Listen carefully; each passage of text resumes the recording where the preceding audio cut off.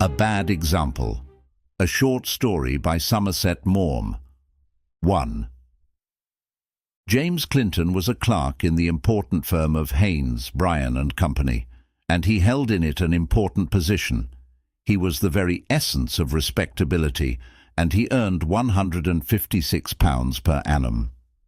James Clinton believed in the Church of England and the Conservative Party, in the greatness of Great Britain, in the need of more ships for the Navy, and in the superiority of city men to other members of the Commonweal. "It's the man of business that makes the world go round," he was in the habit of saying. "Do you think, sir, that 50,000 country squires could rule Great Britain? No, it's the city man, the man who's had a sound business training. That's made England what it is. And that is why I hold the Conservative Party most capable of governing this mighty empire, because it has taken the businessman to its heart. The strength of the Conservative Party lies in its brewers and its city men, its bankers and iron founders and stockbrokers, and as long as the Liberal Party is a nest of socialists and trades unionists and anarchists, we city men cannot and will not give it our support." Except for the lamentable conclusion of his career, he would undoubtedly have become an imperialist, and the union of the great Anglo-Saxon races would have found in him the sturdiest of supporters. Mr. Clinton was a little spindly-shanked man, with weak, myopic eyes, protruding fish-like behind his spectacles.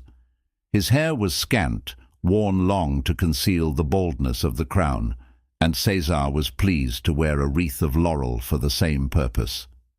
Mr. Clinton wore small side whiskers, but was otherwise clean-shaven, and the lack of beard betrayed the weakness of his mouth.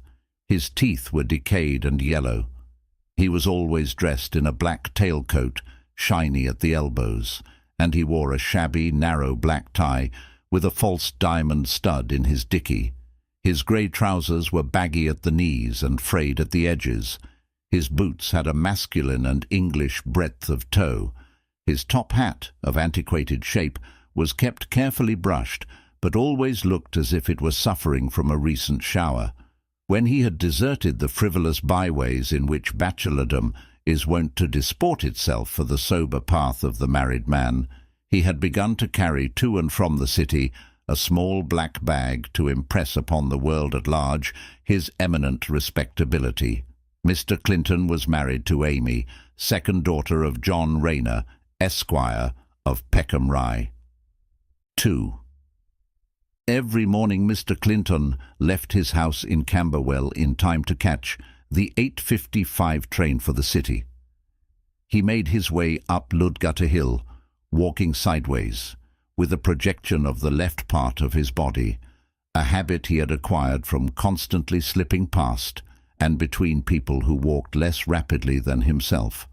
Such persons always annoyed him. If they were not in a hurry, he was, and they had no right to obstruct the way, and it was improper for a city man to loiter in the morning. The luncheon hour was the time for loitering. No one was then in haste. But in the morning and at night on the way back to the station, one ought to walk at the same pace as everybody else. If Mr. Clinton had been head of a firm, he would never have had in his office a man who sauntered in the morning. If a man wanted to loiter, let him go to the West End.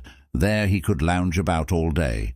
But the city was meant for business, and there wasn't time for West End airs in the city.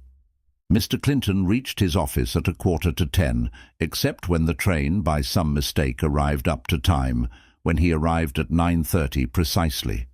On these occasions he would sit in his room with the door open, awaiting the coming of the office boy, who used to arrive 2 minutes before Mr. Clinton, and was naturally much annoyed when the punctuality of the train prepared him a reprimand. "Is that you, Dick?" called Mr. Clinton, when he heard a footstep. "Yes, sir," answered the boy, appearing. Mr. Clinton looked up from his nails, which he was paring with a pair of pocket scissors. "What is the meaning of this? You don't call this 9:30, do you?" "Very sorry," said the boy. "It wasn't my fault, sir. Train was late." "It's not the first time I've had to speak to you about this, Dick. You know quite well that the company is always unpunctual. You should come by an earlier train." The office boy looked sulky and did not answer. Mr. Clinton proceeded, "I had to open the office myself. As assistant manager, you know quite well that it is not my duty to open the office. You receive 16 shillings a week to be here at 9:30, and if you don't feel yourself capable of performing the duties for which you was engaged, you should give notice. Don't let it occur again." But usually, on arriving, Mr. Clinton took off his tailcoat and put on a jacket, manufactured from the office paper a pair of false cuffs to keep his own clean, and having examined the nibs in both his pen holders and sharpened his pencil, set to work. From then till 1 o'clock he remained at his desk, solemnly poring over figures, casting accounts, comparing balance sheets, writing letters, occasionally going for some purpose or another into the clerk's office or into the room of one of the partners. At 1 he went to luncheon, taking with him the portion of his Daily Telegraph which he was in the habit of reading during that meal. He went to an ABC shop and ordered a roll and butter, a cup of chocolate and a scone. He divided his pat of butter into two, one half being for the roll and the other for the scone. He drank one moiety of the cup of chocolate after eating the roll, and the other after eating the scone. Meanwhile he read pages 3 and 4 of the Daily Telegraph. At 1:45 he folded the paper, put down 6pence in payment, and slowly walked back to the office. He returned to his desk, and there spent the afternoon solemnly poring over figures, casting accounts, comparing balance sheets, writing letters, occasionally going for some purpose or another into the clerk's office or into the room of one of the partners. At 6:10 he wiped his pens and put them back in the tray, tidied his desk and locked his drawer. He took off his paper cuffs, washed his hands, wiped his face, brushed his hair, arranging the long wisps over the occipital baldness, and combed his whiskers. At 6 he left the office, caught the 6:17 train from Ludgate Hill, and thus made his way back to Camberwell and the bosom of his family. 3. On Sunday Mr. Clinton put on Sunday clothes, and heading the little procession formed by Mrs. Clinton and the 2 children, went to church, carrying in his hand a prayer book and a hymn book. After dinner he took a little walk with his wife along the neighbouring roads, avenues and crescents, examining the exterior of the houses, stopping now and then to look at a garden or a well-kept house, or trying to get a peep into some room. Mr. and Mrs. Clinton criticised as they went along, comparing the window curtains, blaming a door in want of paint, praising a well-whitened doorstep. The Clintons lived in the 5th house down in the Adonis Road, and the house was distinguishable from its fellows by the yellow curtains with which Mrs. Clinton had furnished all the windows. Mrs. Clinton was a woman of taste. Before marriage, the happy pair, accompanied by Mrs. Clinton's mother, had gone house-hunting and fixed on the Adonis Road, which was cheap, respectable, and near the station.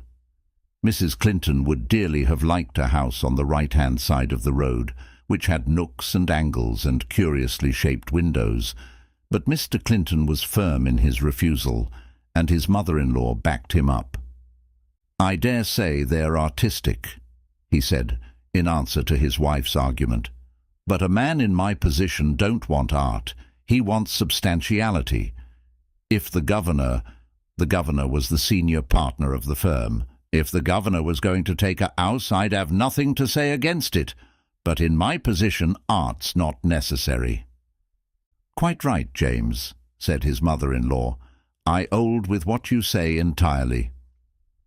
Even in his early youth, Mr. Clinton had a fine sense of the responsibility of life and a truly English feeling for the fitness of things. So the Clintons took one of the 23 similar houses on the left-hand side of the street, and there lived in peaceful happiness. But Mr. Clinton always pointed the finger of scorn at the houses opposite, and he never rubbed the back of his hands so heartily as when he could point out to his wife that such and such a number was having its roof repaired, and when the builder went bankrupt, he cut out the notice in the paper and sent it to his spouse anonymously. At the beginning of August, Mr. Clinton was accustomed, with his wife and family, to desert the sultry populousness of London for the solitude and sea air of Ramsgate. He read the Daily Telegraph by the sad sea waves and made castles in the sand with his children. Then he changed his pepper and salt trousers for white flannel, but nothing on earth would induce him to forsake his top hat. He entirely agreed with the heroes of England's proudest epoch, of course I mean the Middle Victorian, that the top hat was the sign manual, the mark, the distinction of the true Englishman, the completest expression of England's greatness. Mr. Clinton despised all foreigners, and although he would never have ventured to think of himself in the same breath with an English lord, he felt himself the superior of any foreign nobleman. "I dare say they're all right in their way, but with these foreigners you don't feel they're gentlemen. I don't know what it is, but there's something you understand, don't you? And I do like a man to be a gentleman. I thank God I'm an Englishman." 4.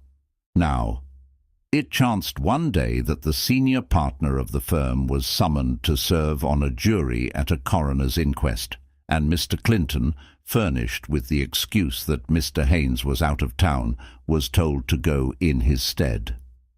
Mr. Clinton had never performed that part of a citizen's duties, for on becoming a householder he had hit upon the expedient of being summoned for his rates, so that his name should be struck off the coroner's list. He was very indifferent to the implied dishonour. It was with some curiosity, therefore, that he repaired to the court on the morning of the inquest. The weather was cold and grey, and a drizzling rain was falling. Mr. Clinton did not take a bus, since by walking he could put in his pocket the threepence which he meant to charge the firm for his fare. The streets were wet and muddy, and people walked close against the houses to avoid the splash of passing vehicles. Mr. Clinton thought of the jocose solicitor who was in the habit of taking an articled clerk with him on muddy days to walk on the outside of the street and protect his master from the flying mud. The story particularly appealed to Mr. Clinton. That solicitor must have been a fine man of business. As he walked leisurely along under his umbrella, Mr. Clinton looked without envy upon the city men who drove along in hansoms. "Some of us," he said, "are born great, others achieve greatness. A man like that," he pointed with his mind's finger at a passing alderman, "a man like that can go about in his carriage, and nobody can say anything against it. He's worked himself up from the bottom." But when he came down Parliament Street to Westminster Abbey, he felt a different atmosphere, and he was roused to Jeremiac indignation at the sight, in a passing cab, of a gilded youth in an opera hat, with his coat buttoned up to hide his dress clothes. "That's the sort of young feller I can't abide," said Mr. Clinton, "and if I was a member of Parliament I'd stop it. That's what comes of having too much money and nothing to do. If I was a member of the aristocracy, I'd give my sons 5 years in an accountant's office. There's nothing like a sound business training for making a man." He paused in the road and waved his disengaged hand. "Now what should I be if I hadn't had a sound business training?" Mr. Clinton arrived at the mortuary, a gay red and white building which had been newly erected and consecrated by a duke with much festivity and rejoicing. Mr. Clinton was sworn with the other jurymen, and with them repaired to see the bodies on which they were to sit. But Mr. Clinton was squeamish. "I don't like corpses," he said. "I object to them on principle." He was told he must look at them.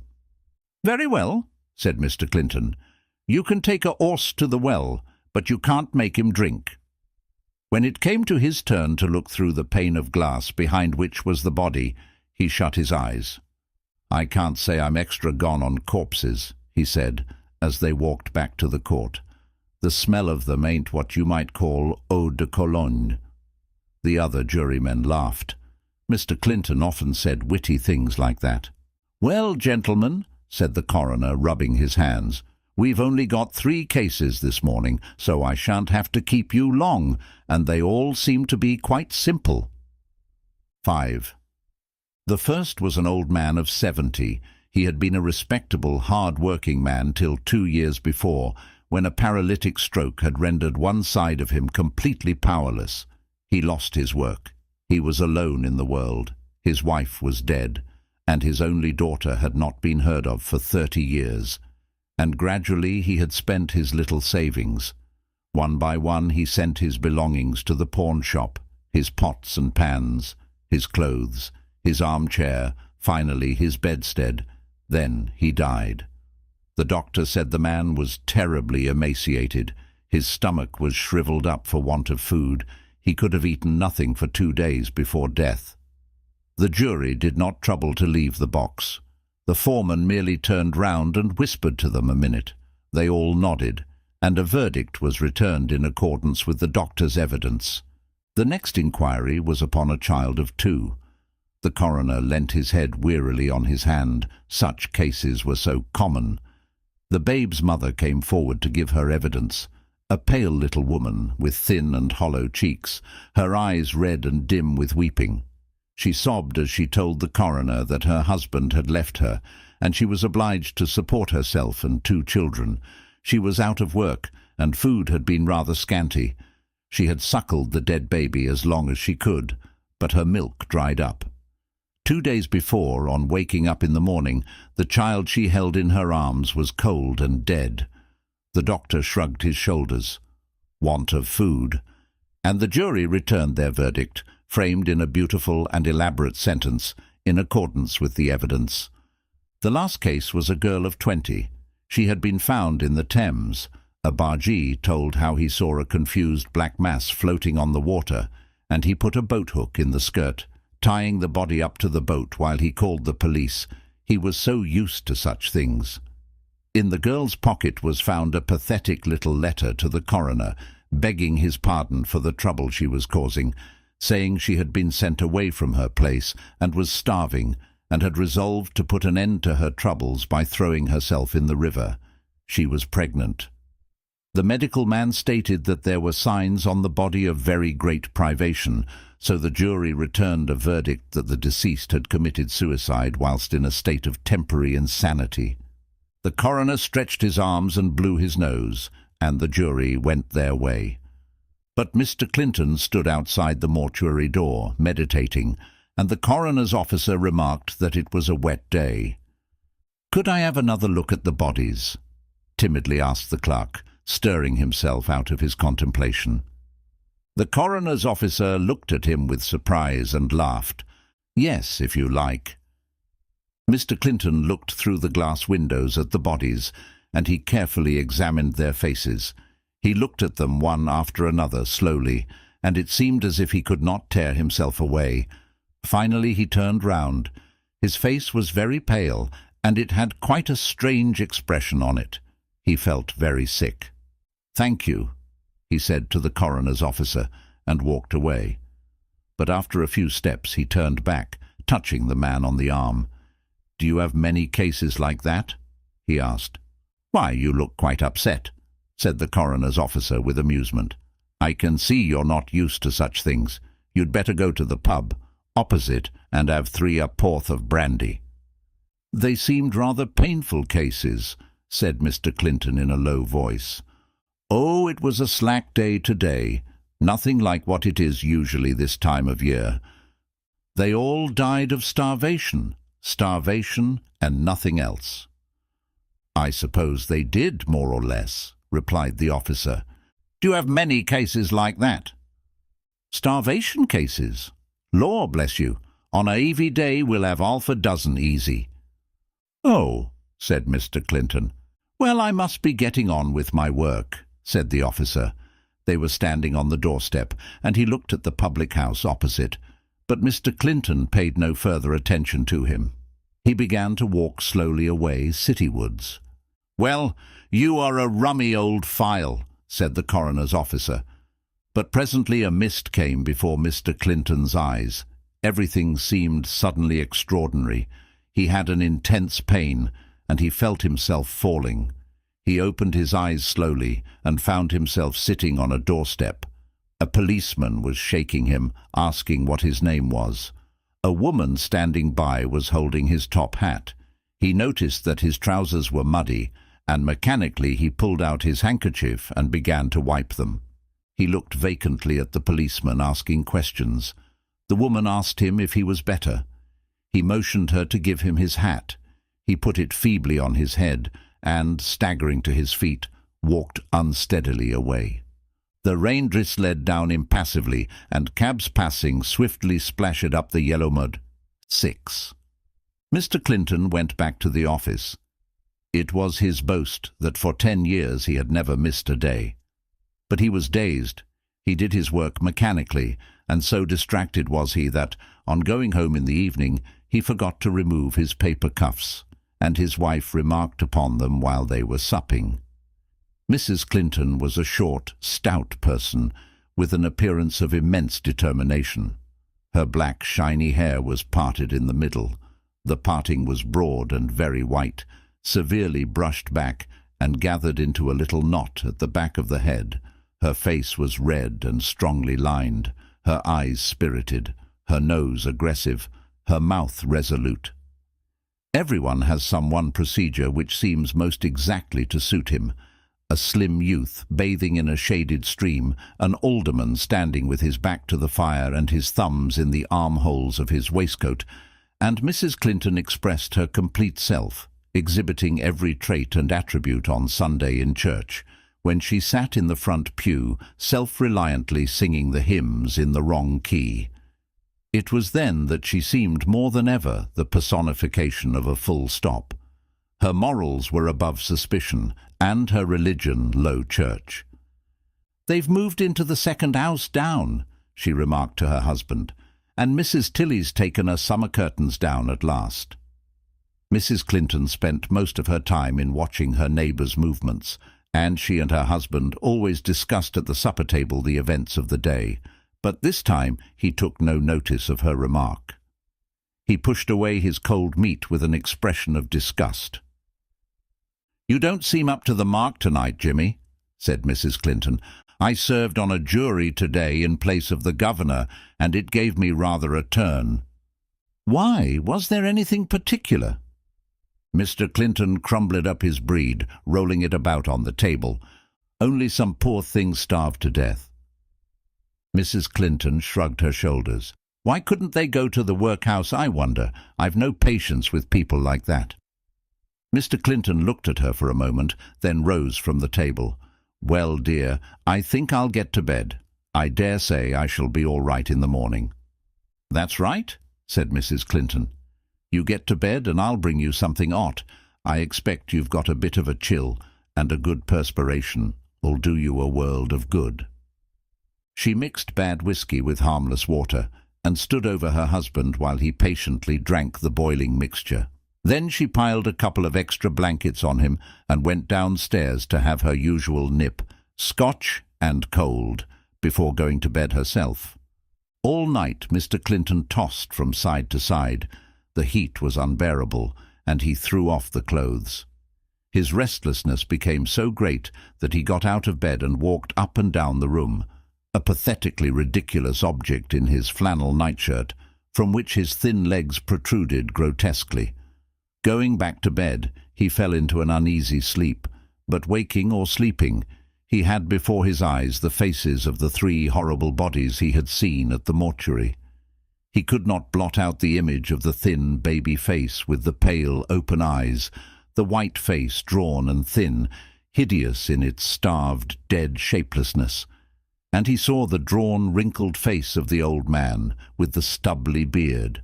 Looking at it, he felt the long pain of hunger, the agony of the hopeless morrow.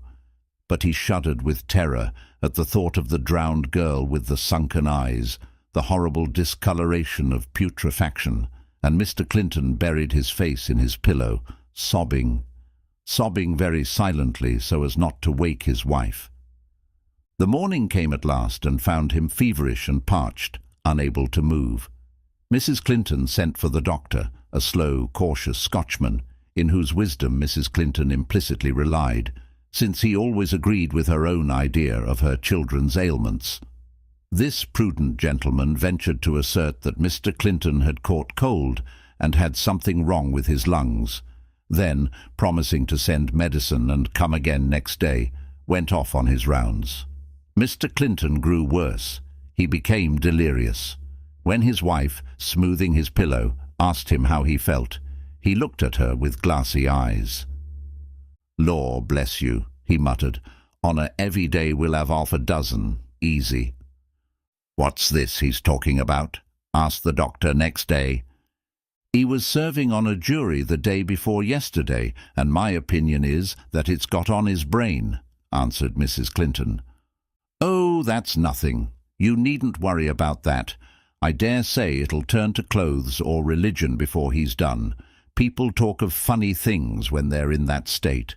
He'll probably think he's got 200 pairs of trousers or £1,000,000 a year." A couple of days later, the doctor came to the final conclusion that it was a case of typhoid and pronounced Mr. Clinton very ill. He was indeed. He lay for days, between life and death, on his back, looking at people with dull, unknowing eyes, clutching feebly at the bedclothes. And for hours he would mutter strange things to himself so quietly that one could not hear. But at last, Dame Nature and the Scotch doctor conquered the microbes, and Mr. Clinton became better. One day, Mrs. Clinton was talking to a neighbour in the bedroom. The patient was so quiet that they thought him asleep. "Yes, I've had a time with him, I can tell you," said Mrs. Clinton. "No one knows what I've gone through." "Well, I must say," said the friend, "you haven't spared yourself. You've nursed him like a professional nurse." Mrs. Clinton crossed her hands over her stomach and looked at her husband with self-satisfaction. But Mr. Clinton was awake, staring in front of him with wide-open, fixed eyes. Various thoughts confusedly ran through his head. "Isn't he looking strange?" whispered Mrs. Clinton. The two women kept silence, watching him. "Amy, are you there?" asked Mr. Clinton suddenly, without turning his eyes. "Yes, dear. Is there anything you want?" Mr. Clinton did not reply for several minutes. The women waited in silence. "Bring me a Bible, Amy," he said at last. "A Bible, Jimmy?" asked Mrs. Clinton in astonishment. "Yes, dear." She looked anxiously at her friend. "Oh, I do hope the delirium isn't coming on again," she whispered, and, pretending to smooth his pillow, she passed her hand over his forehead to see if it was hot. "Are you quite comfortable, dear?" she asked, without further allusion to the Bible. "Yes, Amy, quite." "Don't you think you could go to sleep for a little while?" "I don't feel sleepy. I want to read. Will you bring me the Bible?" Mrs. Clinton looked helplessly at her friend. She feared something was wrong, and she didn't know what to do. But the neighbour, with a significant look, pointed to the Daily Telegraph, which was lying on a chair. Mrs. Clinton brightened up and took it to her husband. "Here's the paper, dear." Mr. Clinton made a slight movement of irritation. "I don't want it. I want the Bible." Mrs. Clinton looked at her friend more helplessly than ever. "I've never known him ask for such a thing before," she whispered, "and he's never missed reading the Telegraph a single day since we was married." "I don't think you ought to read," she said aloud to her husband, "but the doctor'll be here soon, and I'll ask him then." The doctor stroked his chin thoughtfully. "I don't think there'd be any harm in letting him have a Bible," he said, "but you'd better keep an eye on him. I suppose there's no insanity in the family." "No, doctor, not as far as I know. I've always heard that my mother's uncle was very eccentric, but that wouldn't account for this, because we wasn't related before we married." Mr. Clinton took the Bible and, turning to the New Testament, began to read. He read chapter after chapter, pausing now and again to meditate, or reading a second time some striking passage, till at last he finished the first Gospel. Then he turned to his wife. Amy, do you know, I think I should like to do something for my fellow creatures. I don't think we're meant to live for ourselves alone in this world." Mrs. Clinton was quite overcome. She turned away to hide the tears which suddenly filled her eyes, but the shock was too much for her, and she had to leave the room so that her husband might not see her emotion. She immediately sent for the doctor. "Oh, doctor," she said, her voice broken with sobs. I'm afraid my poor husband's going off is Ed." And she told him of the incessant reading and the remark Mr. Clinton had just made. The doctor looked grave and began thinking. "You're quite sure there's no insanity in the family?" he asked again. "Not to the best of my belief, doctor." "And you've noticed nothing strange in him? His mind hasn't been running on money or clothes?" "No, doctor. I wish it had. I shouldn't have thought anything of that. There's something natural in a man talking about stocks and shares and trousers, but I've never heard him say anything like this before. He was always a wonderfully steady man." 8. Mr. Clinton became daily stronger, and soon he was quite well. He resumed his work at the office, and in every way seemed to have regained his old self. He gave utterance to no more startling theories, and the casual observer might have noticed no difference between him and the model clerk of 6 months back. But Mrs. Clinton had received too great a shock to look upon her husband with casual eyes, and she noticed in his manner an alteration which disquieted her. He was much more silent than before. He would take his supper without speaking a word, without making the slightest sign to show that he had heard some remark of Mrs. Clinton's. He did not read the paper in the evening as he had been used to do, but would go upstairs to the top of the house and stand by an open window looking at the stars. He had an enigmatical way of smiling, which Mrs. Clinton could not understand. Then he had lost his old punctuality. He would come home at all sorts of hours, and when his wife questioned him, would merely shrug his shoulders and smile strangely. Once he told her that he had been wandering about looking at men's lives. Mrs. Clinton thought that a very unsatisfactory explanation of his unpunctuality, and after a long consultation with the cautious doctor, came to the conclusion that it was her duty to discover what her husband did during the long time that elapsed between his leaving the office and returning home. So one day, at about 6, she stationed herself at the door of the big building in which were Mr. Clinton's offices, and waited. Presently he appeared in the doorway, and after standing for a minute or two on the threshold, ever with the enigmatical smile hovering on his lips, came down the steps and walked slowly along the crowded street. His wife walked behind him, and he was not difficult to follow, for he had lost his old, quick, business-like step, and sauntered along, looking to the right and to the left, carelessly, as if he had not awaiting him at home his duties as the father of a family. After a while he turned down a side street, and his wife followed with growing astonishment. She could not imagine where he was going. Just then a little flower girl passed by and offered him a yellow rose. He stopped and looked at her. Mrs. Clinton could see that she was a grimy little girl, with a shock of unkempt brown hair and a very dirty apron. But Mr. Clinton put his hand on her head and looked into her eyes. Then he gave her a penny, and stooping down, lightly kissed her hair. "Bless you, my dear," he said, and passed on. "Well, I never," said Mrs. Clinton, quite aghast, and as she walked by the flower girl, snorted at her and looked so savagely that the poor little maiden quite started. Mr. Clinton walked very slowly, stopping now and then to look at a couple of women seated on a doorstep, or the children round an ice-cream stall.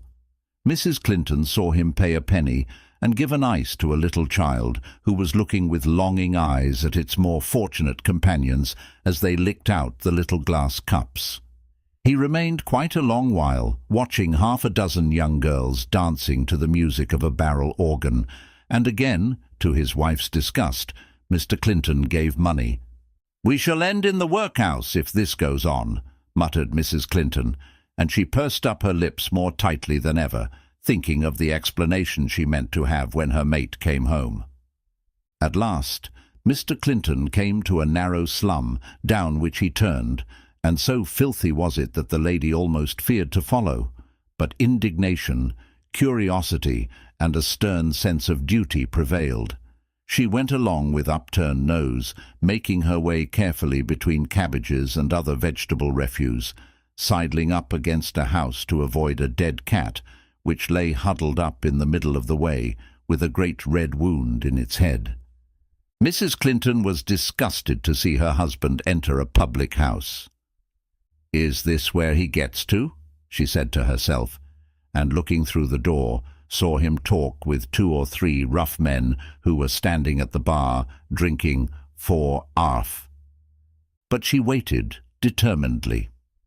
She had made up her mind to see the matter to the end, come what might. She was willing to wait all night. After a time he came out, and, going through a narrow passage, made his way into an alley. Then he went straight up to a big-boned, coarse-featured woman in a white apron, who was standing at an open door, and when he had said a few words to her, the two entered the house, and the door was closed behind them. Mrs. Clinton suddenly saw it all. "I am deceived," she said tragically, and she crackled with virtuous indignation. Her first impulse was to knock furiously at the door and force her way in to bear her James away from the clutches of the big-boned siren.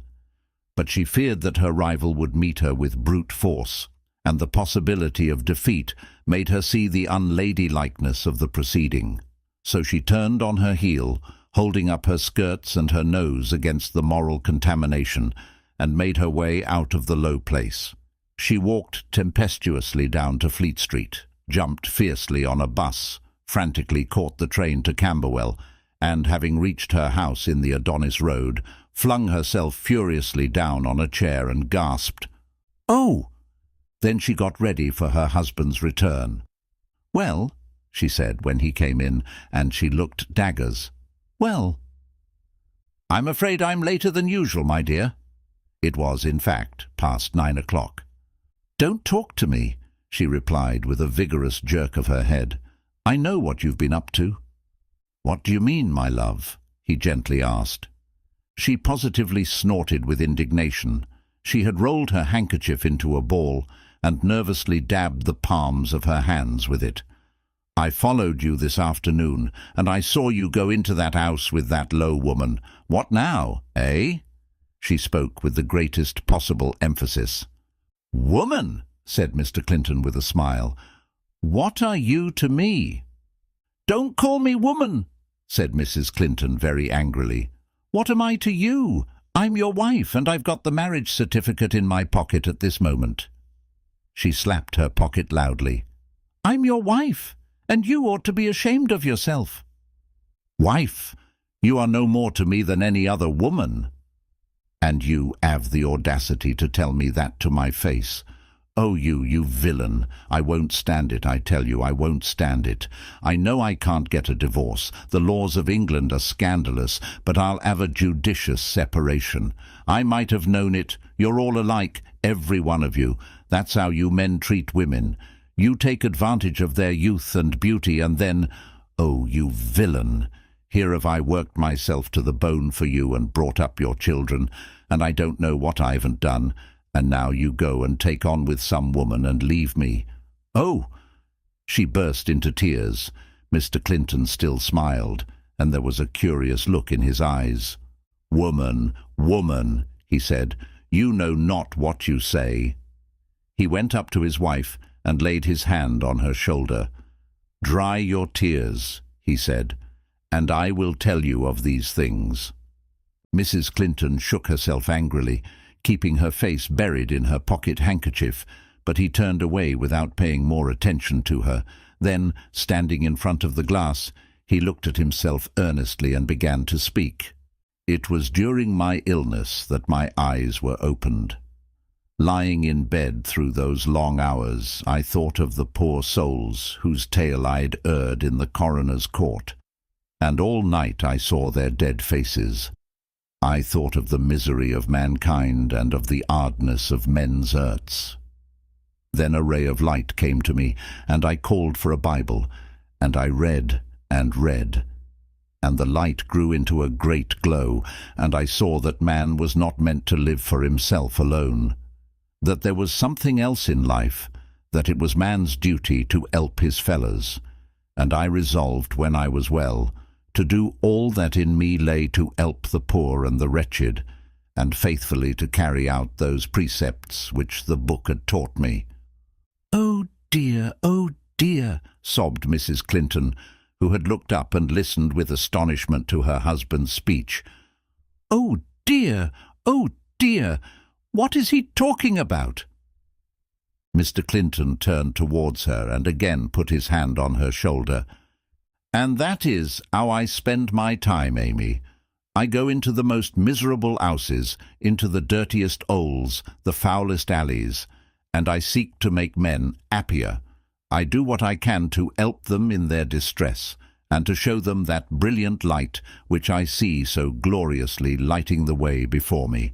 And now, good night." He stretched out his arm, and for a moment let his hand rest above her head.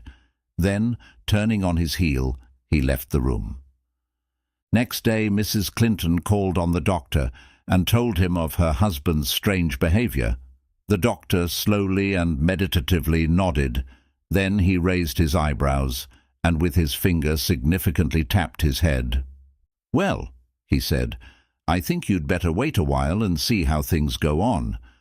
I'll just write out a prescription, and you can give him the medicine 3 times a day after meals." And he ordered the unhappy Mr. Clinton another tonic, which, if it had no effect on that gentleman, considerably reassured his wife. 9. Mr. Clinton, in fact, became worse. He came home later and later every night, and his wife was disgusted at the state of uncleanness which his curious wanderings brought about. He refused to take the baths which Mrs. Clinton prepared for him. He was more silent than ever, but when he spoke it was in biblical language, and always hovered on his lips the enigmatical smile, and his eyes always had the strange, disconcerting look. Mrs. Clinton perseveringly made him take his medicine, but she lost faith in its power when, one night at 12, Mr. Clinton brought home with him a very dirty, ragged man who looked half-starved and smelt distinctly alcoholic. "Jim," she said on seeing the miserable object slinking in behind her husband. "Jim, what's that?" "That, Amy, that is your brother." "My brother? What do you mean?" cried Mrs. Clinton, firing up. "That's no brother of mine. I haven't got a brother."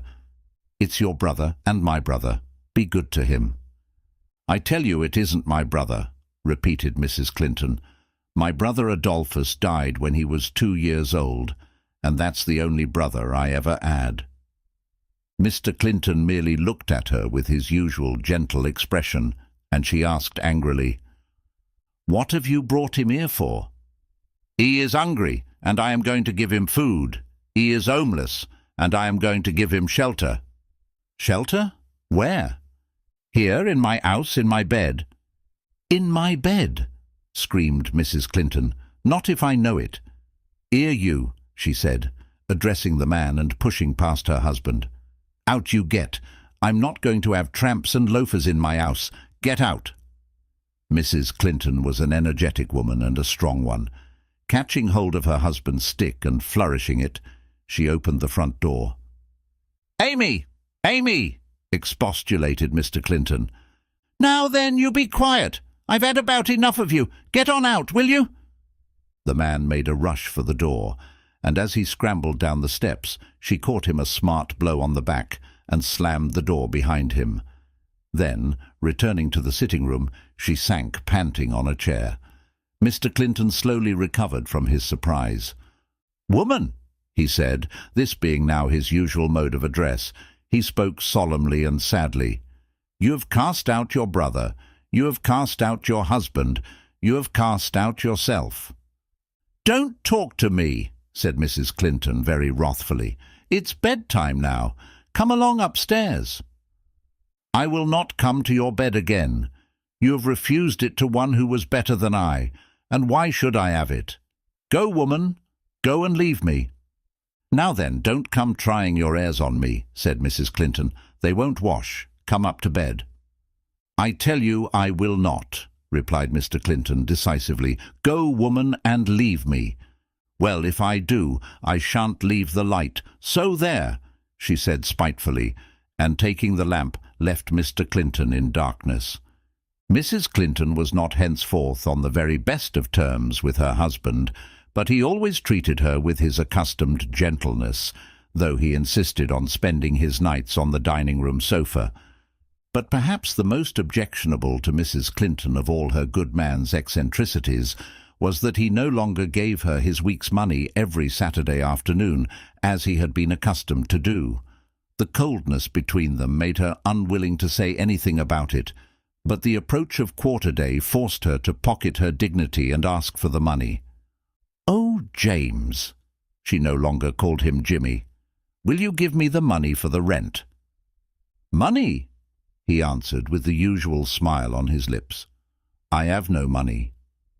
"What do you mean? You've not given me a farthing for 10 weeks. "I've given it to those who want it more than I." "You don't mean to tell me that you've given your salary away?" "Yes, dear," Mrs. Clinton groaned. "Oh, you're dotty. I can understand giving a 3-penny bit, or even 6pence at the offertory on Sunday at church, and of course one is to give Christmas boxes to the tradesmen. But to give your whole salary away, haven't you got anything left?" "No." You aggravating fool, and I'll be bound you gave it to lazy loafers and tramps and Lord knows what." Mr. Clinton did not answer. His wife walked rapidly backwards and forwards, wringing her hands. "Well, look here, James," she said at last. "It's no use crying over spilt milk, but from this day you just give me your salary the moment you receive it. Do you hear? I tell you I will not have any more of your nonsense." "I shall get no more salaries," he quietly remarked. Mrs. Clinton looked at him. He was quite calm, and smilingly returned her glance. "What do you mean by that?" she asked. "I'm no longer at the office." "James, you haven't been sacked?" she screamed. "Oh, they said I did not any longer properly attend to my work. They said I was careless, and that I made mistakes. They complained that I was unpunctual, that I went late and came away early. And one day, because I hadn't been there the day before, they told me to leave. I was watching at the bedside of a man who was dying and had need of me. So how could I go? But I didn't really mind. The office hindered me in my work." "But what are you going to do now?" gasped Mrs. Clinton. "I have my work. That is more important than 10,000 offices." "But how are you going to earn your living? What's to become of us?" "Don't trouble me about those things. Come with me and work for the poor." "James, think of the children. What are your children to me more than any other children?" "But—" "Woman, I tell you not to trouble me about these things. Have we not money enough, and to spare?" He waved his hand, and putting on his top hat, which looked more than ever in need of restoration, went out, leaving his wife in a perfect agony. There was worse to follow. Coming home a few days later, Mr. Clinton told his wife that he wished to speak with her. "I've been looking into my books," he said, "and I find that we have invested in various securities a sum of nearly £700. "Thank heaven for that," answered his wife. "It's the only thing that'll save us from starvation now that you moon about all day, instead of working like a decent man." "Well, I've been thinking, and I've been reading, and I've found it written, 'Give all and follow me.'" "Well, there's nothing new in that," said Mrs. Clinton viciously. "I've known that text ever since I was a child. And as it were, a spirit has come to me and said that I too must give all. In short, I've determined to sell out my stocks and my shares. My breweries are 7 points higher than when I bought them. I knew it was a good investment. I am going to realize everything. I am going to take the money in my hand, and I am going to give it to the poor." Mrs. Clinton burst into tears. "Do not weep," he said solemnly.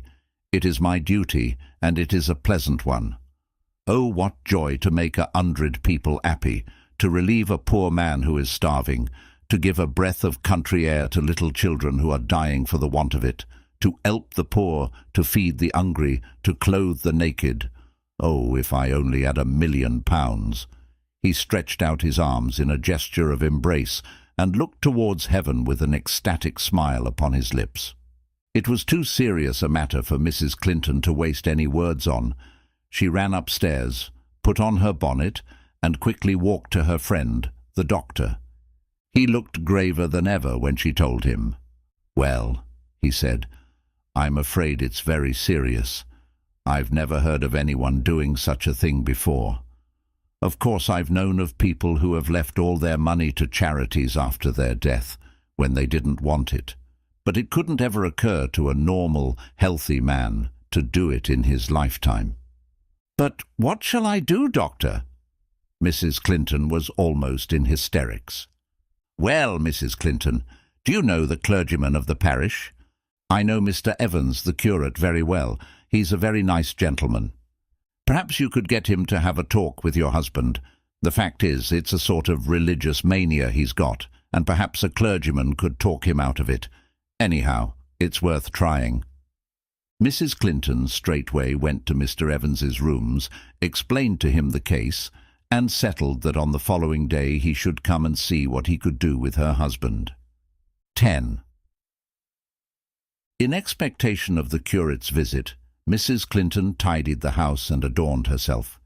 It has been said that she was a woman of taste, and so she was.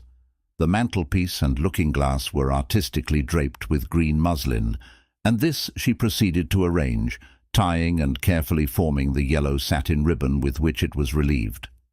The chairs were covered with cretonne, which might have come from the Tottenham Court Road, and these she placed in positions of careless and artistic confusion, smoothing down the antimacassars which were now her pride, as the silk petticoat from which she had manufactured them had been once her glory. For the flower pots she made fresh coverings of red tissue paper, rearranged the ornaments gracefully scattered about on little Japanese tables. Then, after pausing a moment to admire her work and see that nothing had been left undone, she went upstairs to perform her own toilet. In less than half an hour she reappeared, holding herself in a dignified posture, with her head slightly turned to one side and her hands meekly folded in front of her, stately and collected as Juno, a goddess in black satin. Her dress was very elegant. It might have typified her own life, for in its original state of virgin whiteness it had been her wedding garment. Then it was dyed purple, and might have betokened a sense of change and coming responsibilities. Lastly, it was black, to signify the burden of a family and the seriousness of life. No one had realized so intensely as Mrs. Clinton the truth of the poet's words. Life is not an empty dream. She took out her handkerchief, redolent with lascivious patchouli, and placed it in her bosom, a spot of whiteness against the black. She sat herself down to wait. There was a knock and a ring at the door, timid, as befitted a clergyman, and the servant girl showed in Mr. Evans. He was a thin and short young man, red-faced with a long nose and weak eyes, looking underfed and cold, keeping his shoulders screwed up in a perpetual shiver. He was an earnest, God-fearing man, spending much money in charities and waging constant war against the encroachments of the Scarlet Woman. "I think I'll just take my coat off, if you don't mind, Mrs. Clinton," he said after the usual greetings. He folded it carefully and hung it over the back of a chair. Then, coming forward, he sat down and rubbed the back of his hands. "I asked my husband to stay in because you wanted to see him, but he would go out. However," Mrs. Clinton always chose her language on such occasions, "however, He's promised to return at 4, and I will say this for him, he never breaks his word." "Oh, very well. May I have the pleasure of offering you a cup of tea, Mr. Evans?" The curate's face brightened up. "Oh, thank you so much," and he rubbed his hands more energetically than ever. Tea was brought in, and they drank it, talking of parish matters, Mrs. Clinton discreetly trying to pump the curate. Was it really true that Mrs. Palmer of number 17 Adonis Road drank so terribly? At last Mr. Clinton came, and his wife glided out of the room, leaving the curate to convert him. There was a little pause while Mr. Evans took stock of the clerk. "Well, Mr. Clinton," he said finally, "I've come to talk to you about yourself. Your wife tells me that you have adopted certain curious views on religious matters, and she wishes me to have some conversation with you about them." "You are a man of God," replied Mr. Clinton. "I am at your service." Mr. Evans, on principle, objected to the use of the deity's name out of church, thinking it a little blasphemous, but he said nothing. "Well," he said, "of course, religion is a very good thing. In fact, it is the very best thing.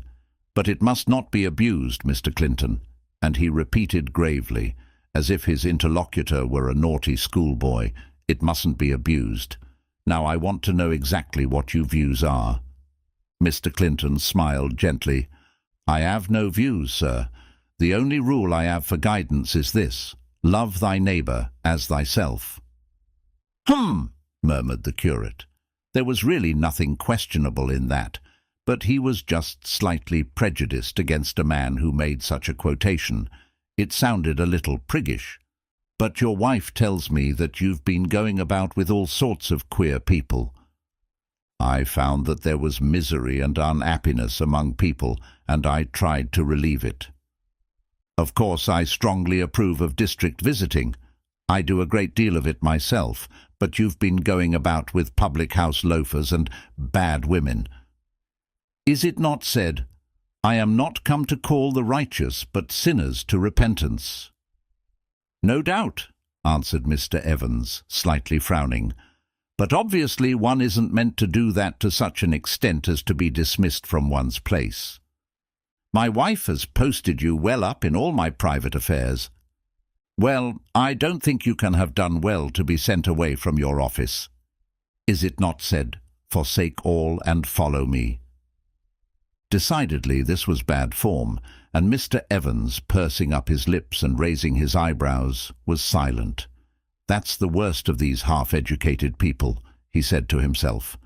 "They get some idea in their heads which they don't understand, and of course they do idiotic things. Well, to pass over all that," he added out loud, "apparently you've been spending your money on these people to such an extent that your wife and children are actually inconvenienced by it." "I've clothed the naked," said Mr. Clinton, looking into the curate's eyes. "I have visited the sick. I have given food to him that was an hungered, and drink to him that was athirst." Yes, that's all very well. But you should always remember that charity begins at home. I shouldn't have anything to say to a rich man's doing these things, but it's positively wicked for you to do them. Don't you understand that? And last of all, your wife tells me that you're realizing your property with the idea of giving it away. "It's perfectly true," said Mr. Clinton. Mr. Evans's mind was too truly pious for a wicked expletive to cross it, but a bad man expressing the curate's feeling would have said that Mr. Clinton was a damned fool. "Well, don't you see that it's a perfectly ridiculous and unheard of thing?" he asked emphatically. "Sell all that thou hast, and distribute unto the poor. It is in the Gospel of St. Luke. Do you know it?" "Of course I know it, but naturally these things aren't to be taken quite literally." "It is clearly written. What makes you say it is not to be taken literally?" Mr. Evans shrugged his shoulders impatiently. "Why, don't you see it would be impossible? The world couldn't go on. How do you expect your children to live if you give this money away? Look at the lilies of the field. They toil not. neither do they spin. Yet Solomon in all his glory was not arrayed as one of these. "Oh, my dear sir, you make me lose my patience. You're full of the hellfire platitudes of a park spouter, and you think it's religion. I tell you all these things are allegorical. Don't you understand that? You mustn't carry them out to the letter. They are not meant to be taken in that way." Mr. Clinton smiled a little pitifully at the curate. "And think of yourself. One must think of oneself. God helps those who help themselves. How are you going to exist when this little money of yours is gone? You'll simply have to go to the workhouse. It's absurd, I tell you." Mr. Clinton took no further notice of the curate, but he broke into a loud chant. "Lay not up for yourselves treasures upon the earth, where moth and rust doth corrupt, and where thieves break through and steal. But lay up for yourselves treasures in heaven, where neither moth nor rust doth corrupt, and where thieves do not break through nor steal." Then, turning on the unhappy curate, he stretched out his arm and pointed his finger at him. "Last Sunday," he said, "I heard you read those very words from the chancel steps. Go! Go! I tell you, go! You are a bad man, a wolf in sheep's clothing. Go!" Mr. Clinton walked up to him threateningly, and the curate, with a gasp of astonishment and indignation, fled from the room. He met Mrs. Clinton outside. "I can't do anything with him at all," he said angrily. "I've never heard such things in my life. He's either mad or he's got into the hands of the dissenters. That's the only explanation I can offer." Then, to quiet his feelings, he called on a wealthy female parishioner with whom he was a great favourite, because she thought him such a really pious man. And it was not till he had drunk 2 cups of tea that he recovered his equilibrium. 11. Mrs. Clinton was at her wits' end. Her husband had sold out his shares, and the money was lying at the bank ready to be put to its destined use. Visions of debt and bankruptcy presented themselves to her. She saw her black satin dress in the ruthless clutches of a pawnbroker, the house and furniture sold over her head, the children down at heel, and herself driven to work for her living. Needlework, nursing, chairing. What might not things come to? However, she went to the doctor and told him of the failure of their scheme. "I've come to the end of my tether, Mrs. Clinton. I really don't know what to do. The only thing I can suggest is that a mental specialist should examine into the state of his mind. I really think he's wrong in his head, and, you know, it may be necessary for your welfare and his own that he be kept under restriction." "Well, doctor," answered Mrs. Clinton, putting her handkerchief up to her eyes and beginning to cry. "Well, doctor, of course I shouldn't like him to be shut up. It seems a terrible thing, and I shall never have a moment's peace all the rest of my life. But if he must be shut up, for heaven's sake, let it be done at once before the money's gone." And here she began to sob very violently. The doctor said he would immediately write to the specialist so that they might hold a consultation on Mr. Clinton the very next day. So the following morning Mrs. Clinton again put on her black satin dress and, further, sent to her grocer's for a bottle of sherry, her inner consciousness giving her to understand that specialists expected something of the kind. The specialist came. He was a tall, untidily dressed man, with his hair wild and straggling, as if he had just got out of bed. He was very clever and very impatient of stupid people, and he seldom met anyone whom he did not think in one way or another intensely stupid. Mr. Clinton, as before, had gone out, but Mrs. Clinton did her best to entertain the 2 doctors. The specialist, who talked most incessantly himself, was extremely impatient of other people's conversation. Why on earth don't people see that they're much more interesting when they hold their tongues than when they speak? He was in the habit of saying, and immediately would pour out a deluge of words, emphasizing and explaining the point, giving instances of its truth. "You must see a lot of strange things, doctor," said Mrs. Clinton amiably. "Yes," answered the specialist. "I think it must be very interesting to be a doctor," said Mrs. Clinton. "Yes, yes." "You must see a lot of strange things." "Yes, yes," repeated the doctor, and as Mrs. Clinton went on complacently, he frowned and drummed his fingers on the table and looked to the right and left. "When is the man coming in?" he asked impatiently. And at last he could not contain himself. "If you don't mind, Mrs. Clinton, I should like to talk to your doctor alone about the case. You can wait in the next room."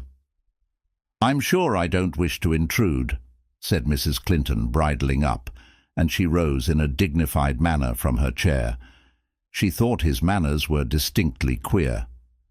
"But of course," she said to a friend afterwards, "he's a genius. There's no mistaking it, and people like that are always very eccentric." "What an insufferable woman," he began, when the lady had retired, talking very rapidly, only stopping to take an occasional breath.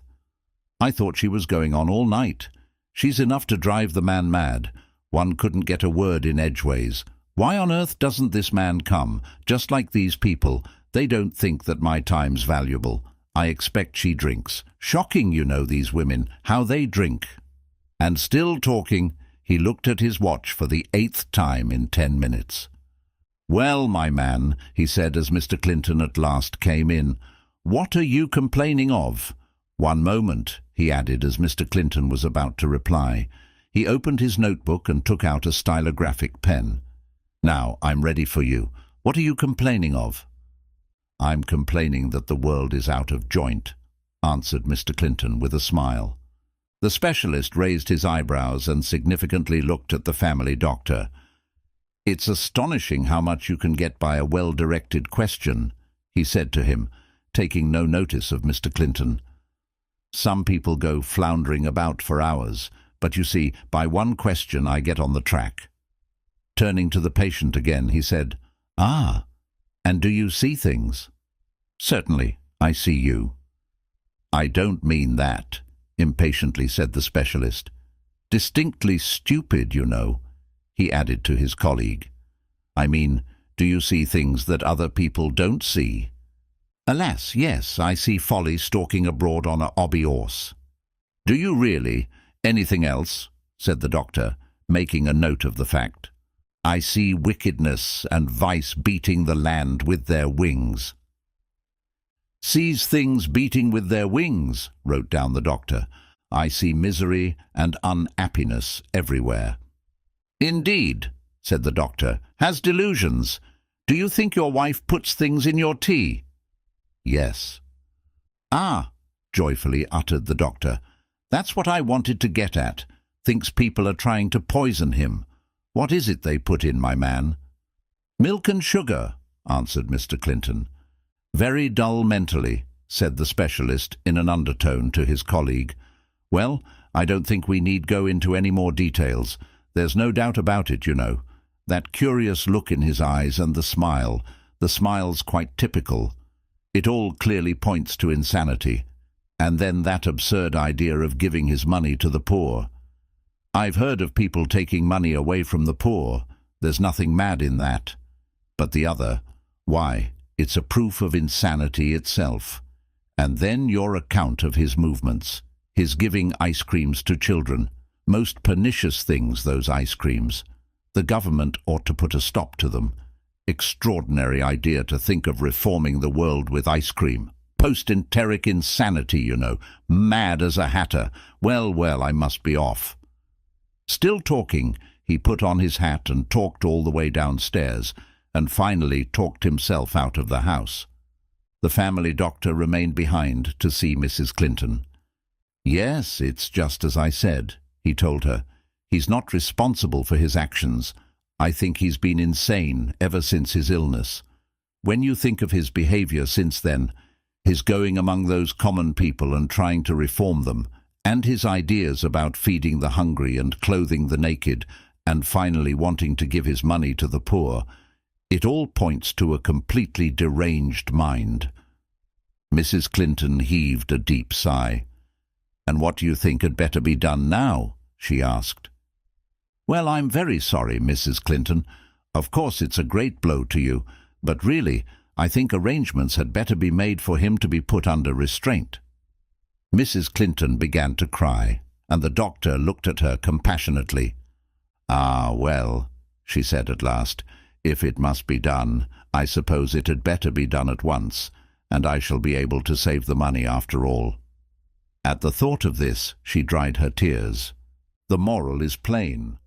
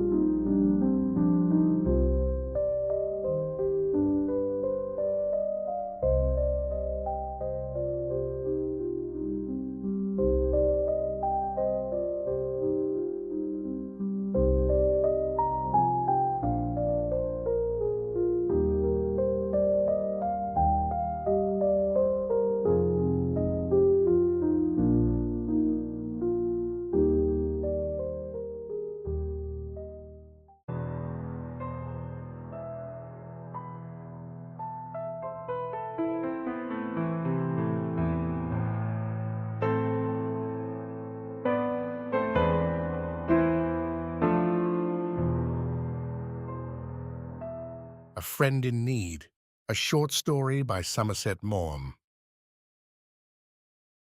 For 30 years now, I have been studying my fellow men. I do not know very much about them. I should certainly hesitate to engage a servant on his face, and yet I suppose it is on the face that for the most part we judge the persons we meet. We draw our conclusions from the shape of the jaw, the look in the eyes, the contour of the mouth. I wonder if we are more often right than wrong. Why novels and plays are so often untrue to life is because their authors, perhaps of necessity, make their characters all of a piece.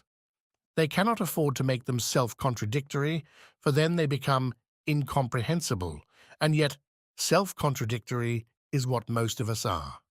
We are a haphazard bundle of inconsistent qualities. In books on logic, they will tell you that it is absurd to say that yellow is tubular or gratitude heavier than air, but in that mixture of incongruities that makes up the self-yellow may very well be a horse and cart, and gratitude the middle of next week. I shrug my shoulders when people tell me that their first impressions of a person are always right. I think they must have small insight or great vanity. For my own part, I find that the longer I know people, the more they puzzle me. My oldest friends are just those of whom I can say that I don't know the first thing about them. These reflections have occurred to me because I read in this morning's paper that Edward Hyde Burton had died at Kobe. He was a merchant, and he had been in business in Japan for many years. I knew him very little, but he interested me because once he gave me a great surprise. Unless I had heard the story from his own lips, I should never have believed that he was capable of such an action. It was more startling because both in appearance and manner he suggested a very definite type. Here, if ever, was a man all of a piece. He was a tiny little fellow, not much more than 5'4" in height, and very slender, with white hair, a red face much wrinkled, and blue eyes. I suppose he was about 60 when I knew him. He was always neatly and quietly dressed in accordance with his age and station. Though his offices were in Kobe, Burton often came down to Yokohama. I happened on one occasion to be spending a few days there, waiting for a ship, and I was introduced to him at the British Club. We played bridge together. He played a good game and a generous one. He did not talk very much either then or later when we were having drinks, but what he said was sensible. He had a quiet, dry humor. He seemed to be popular at the club, and afterwards, when he had gone, they described him as one of the best. It happened that we were both staying at the Grand Hotel, and next day he asked me to dine with him. I met his wife, fat, elderly and smiling, and his two daughters. It was evidently a united and affectionate family. I think the chief thing that struck me about Burton was his kindliness. There was something very pleasing in his mild blue eyes. His voice was gentle. You could not imagine that he could possibly raise it in anger. His smile was benign. Here was a man who attracted you because you felt in him a real love for his fellows. He had charm, but there was nothing mawkish in him. He liked his game of cards and his cocktail. He could tell with point a good and spicy story, and in his youth he had been something of an athlete. He was a rich man, and he had made every penny himself. I suppose one thing that made you like him was that he was so small and frail. He aroused your instincts of protection. You felt that he could not bear to hurt a fly. One afternoon I was sitting in the lounge of the Grand Hotel. This was before the earthquake, and they had leather armchairs there. From the windows you had a spacious view of the harbour with its crowded traffic. There were great liners on their way to Vancouver and San Francisco, or to Europe by way of Shanghai, Hong Kong, and Singapore. There were tramps of all nations, battered and sea-worn, junks with their high sterns and great coloured sails, and innumerable sampans. It was a busy, exhilarating scene, and yet I know not why, restful to the spirit. Here was romance, and it seemed that you had but to stretch out your hand to touch it. Burton came into the lounge presently and caught sight of me. He seated himself in the chair next to mine. "What do you say to a little drink?" He clapped his hands for a boy and ordered 2 gin fizzes. As the boy brought them, a man passed along the street outside, and seeing me, waved his hand. "Do you know Turner?" said Burton, as I nodded a greeting. "I've met him at the club. I'm told he's a remittance man." "Yes, I believe he is. We have a good many here." "He plays bridge well." "They generally do. There was a fellow here last year, oddly enough a namesake of mine, who was the best bridge player I ever met." "I suppose you never came across him in London." "Lenny Button, he called himself. I believe he'd belonged to some very good clubs." "No, I don't believe I remember the name." He was quite a remarkable player.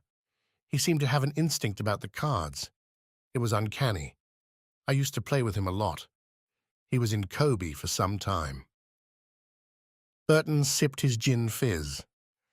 "It's rather a funny story," he said. "He wasn't a bad chap. I liked him. He was always well-dressed and smart-looking. He was handsome in a way, with curly hair and pink and white cheeks. Women thought a lot of him. There was no harm in him, you know. He was only wild. Of course he drank too much. Those sort of fellows always do. A bit of money used to come in for him once a quarter, and he made a bit more by card-playing. He won a good deal of mine, I know that." Button gave a kindly chuckle. I knew from my own experience that he could lose money at bridge with a good grace. He stroked his shaven chin with his thin hand. The veins stood out on it, and it was almost transparent. I suppose that is why he came to me when he went broke. That and the fact that he was a namesake of mine.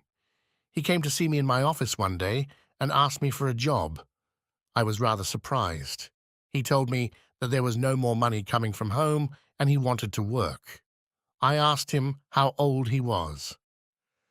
35, he said. "And what have you been doing hitherto?" I asked him. "Well, nothing very much," he said. I couldn't help laughing. "I'm afraid I can't do anything for you just yet," I said. "Come back and see me in another 35 years, and I'll see what I can do." He didn't move. He went rather pale. He hesitated for a moment, and then he told me that he had had bad luck at cards for some time. He hadn't been willing to stick to bridge. He'd been playing poker, and he'd got trimmed.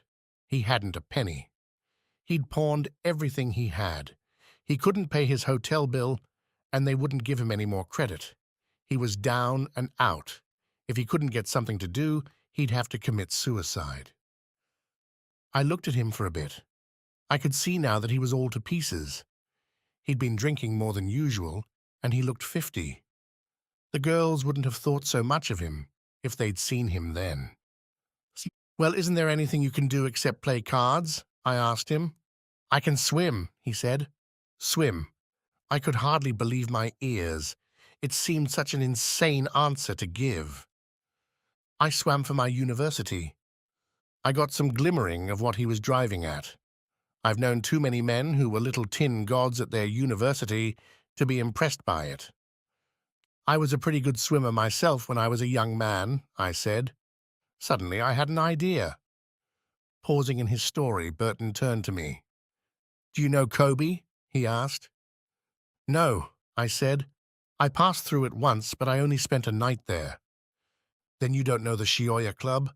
When I was a young man, I swam from there round the beacon and landed at the creek of Tarumi. It's over 3 miles, and it's rather difficult on account of the currents round the beacon.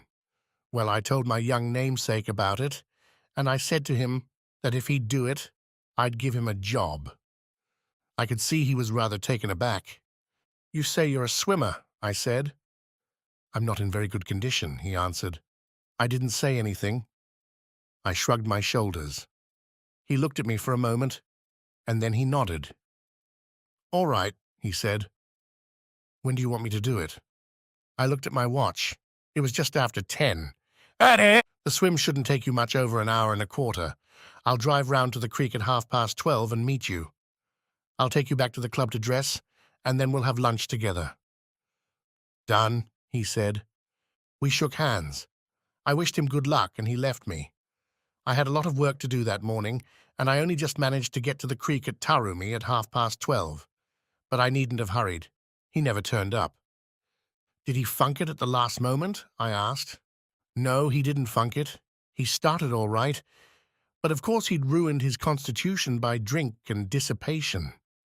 The currents round the beacon were more than he could manage. We didn't get the body for about 3 days." I didn't say anything for a moment or two. I was a trifle shocked. Then I asked Burton a question. "When you made him that offer of a job, did you know he'd be drowned?" He gave a little mild chuckle, and he looked at me with those kind and candid blue eyes of his. He rubbed his chin with his hand. "Well, I hadn't got a vacancy in my office at the moment.